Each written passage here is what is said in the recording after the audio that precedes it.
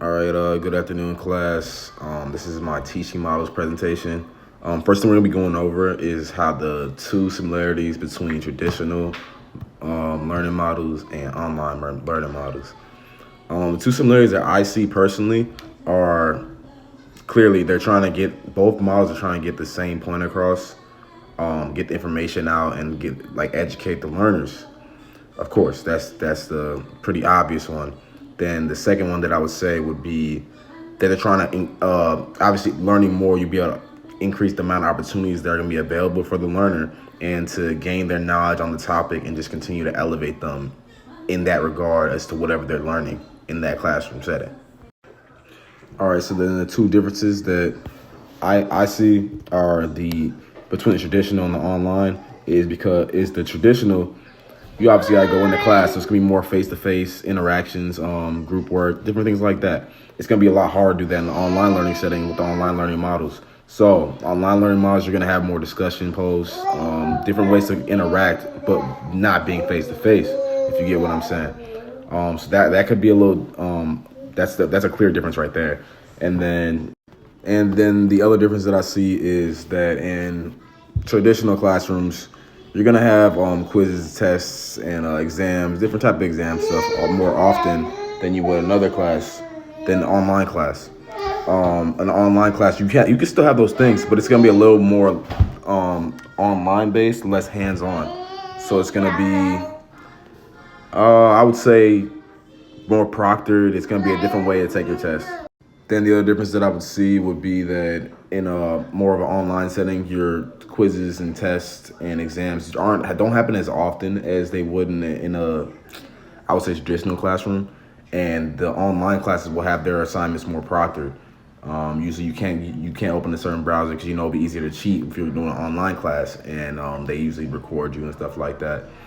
And then in traditional classrooms, it's usually face to face, so they don't really need to do all that. So it's a little different, and it takes a little adjustment. All right, so next I'm gonna be providing two advantages and two disadvantages relating to my content area when it comes to traditional online learning models. All right, so my content area, I'm studying to be history. I'm majoring in history with emphasis education. I went to college and I was a political science major, so I took a lot of criminal justice and social justice and political classes. So a lot of the things we did were face to face. So I would say a good advantage for traditional would be, being able to go face to face, work on case studies, and just be able to interact in groups. That was a really big thing that we used to do, and we used to write up different things, and we would interact in groups and have different opinions. In an online classroom, you wouldn't be able to do that as much. You'd be able to research. That's another thing we did really a lot of. So that's going to be an advantage for the online class. A lot of research that you can do. You could research because obviously you're on a computer all the time. You can have different databases and just go through different things. You'll be more technically savvy, right? So then going back to that, if you're not technically savvy, that could be a disadvantage for being in an online class. If you're in an online class and you're not technically savvy, you're almost going to be at disadvantage immediately. There's nothing that you can do about it because besides learning by online, but that's not always a possibility for everybody. All right, so now I think I need another disadvantage for a traditional classroom, and that would be timing. If you don't have the time for a traditional classroom, you can't make it to class. You can't, do your work on time, study so you can get your assignments in. It's gonna affect you in the long run, and it might affect your personal life if you're not able to. If you have to sacrifice certain things in order to make it to class, in order to be able to provide for your classes and make it to class.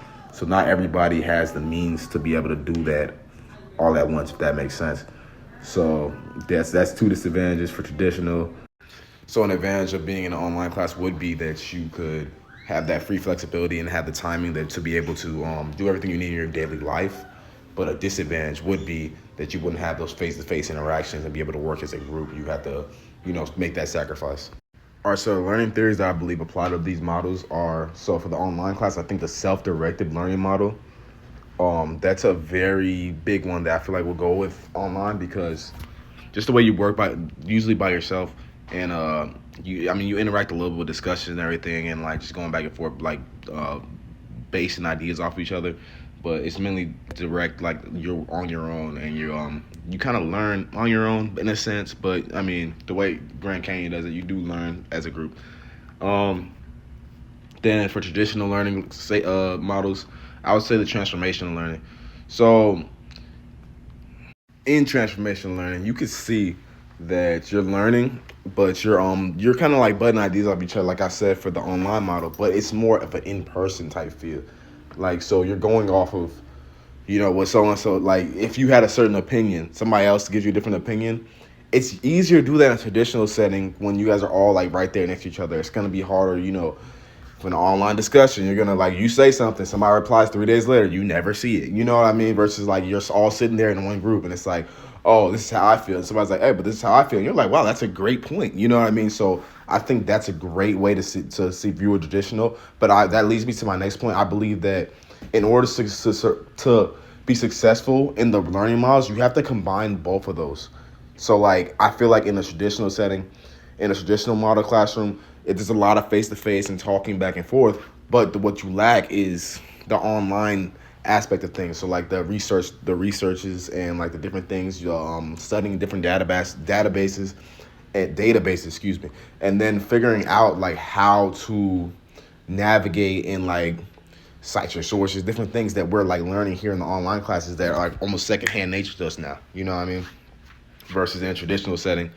Versus in an online setting, you're missing that face-to-face interaction, the things you need, the things you, butting ideas off each other, butting heads with somebody, and then realizing, like, hey, maybe they got a point. You know what I mean? So those two things, you need both, a combination of both of them in order to succeed in an online class.